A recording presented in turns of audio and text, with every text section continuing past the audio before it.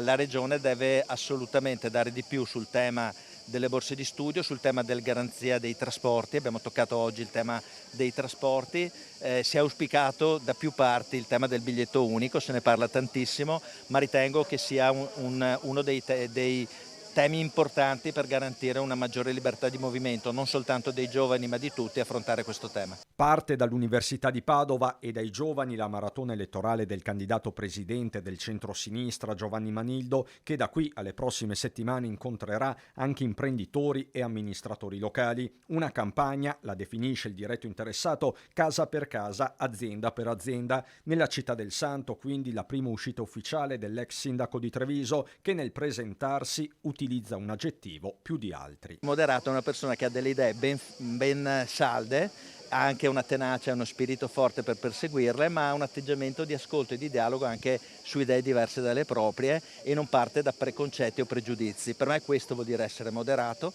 e penso che sia un punto di forza all'interno della coalizione anche per parlare al Veneto. Ma un conto è parlare ai veneti, un altro il dialogo interno tra le forze della coalizione. Su questo Manildo rivendica mani libere e lo fa anche guardando a una possibile giunta. Non ho ricevuto limiti, ho ribadito dall'inizio la mia autonomia decisionale ascoltando tutti, quindi il tema di una futura squadra sarà legato alla competenza, legato alla valorizzazione del percorso fatto, quindi non ho ricevuto vincoli o imposizioni, siamo proprio costruttivi in modo positivo. Costruttivo anche il confronto con Azione, prevale la fiducia su un imminente apparentamento che strizza l'occhio in maniera evidente proprio all'elettorato moderato. È una questione che dovremo definire proprio nei prossimi giorni. Io mi auguro che ci possa essere questa adesione. Naturalmente sono adesioni di carattere programmatico,